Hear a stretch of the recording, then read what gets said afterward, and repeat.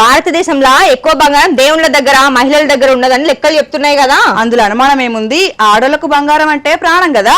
గిట్ల ప్రచారం అవుతుంటే బంగారం దొంగలు మోపైతున్నారు. అవును, మహిళా బంగారానికి భద్రత లేదు. దేవుడి నగలకు మాత్రం ఉన్నదా? అవును, ఈనాడు మా దొంగలు దేవుళ్ళ నగలు కూడా ఇచ్చిపెడతలేరురా. బయట దొంగలు పడితే పోలీసులు పట్టుకుంటారు, మరి ఇంటి దొంగలను ఎవరు పట్టుకోవాలి? అదే గుడి దొంగలను. ఈశ్వరుడు కూడా పట్టుకోలేడని అంటారు కదా, కానీ పట్టించిండు చూడు.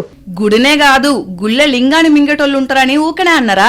బయట దొంగలే కాదు గుళ్ళె దొంగలతోటి కూడా దేవుడి సొమ్ములకు భద్రత కరువైంది. ఆపద మొక్కుల వాడు అలంకార ప్రియుడు వెంకటేశ్వరుని కిరీటానికి సూటి పెట్టిరట చూడుర్రి. గుడివాడల ఈ వృద్ధ దంపతులు ఆ దేవుని మీద భక్తితోటి 70 లక్షల విలువ చేసే కిరీటం చేపిచ్చి దేవునికి చదివిచ్చిర్రట. పెద్ద ఎత్తున పండగ చేసి వాళ్ళ చేతుల మీదుగా స్వామికి అలంకరించిర్రట. ఇక అంతవరకు బాగానే ఉన్నది. ఈ నడుమ పండగలకు పబ్బాలకు స్వామివారి దర్శనానికి పోతే దేవునికి కిరీటం పెడతలేరట. ఎందుకు ఏంది అని అడిగితే బ్యాంకులా భద్రంగా పెట్టినామన్నారట. అయినా అనుమానం తిరక ఆరాధిస్తే మార్వాడి దుఃఖంలో తాకట్టు పెట్టిరట కమిటీ సభ్యులు. అటువలు తీసుకెళ్లి తగిలి అలంకరించారు, స్వామికి అలంకరించారు. ఆ ఫోటోలన్నీ ఉన్నాయి.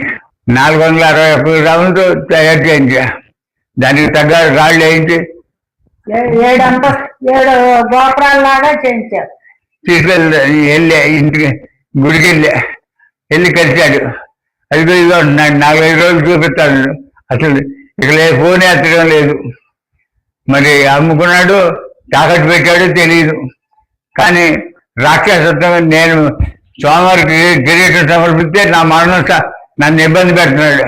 అమ్ముకుంటారో తాకట్టు పెట్టుకుంటారో తెలియదు, పంచుకుంటారు అంతా పాలకవర్గం.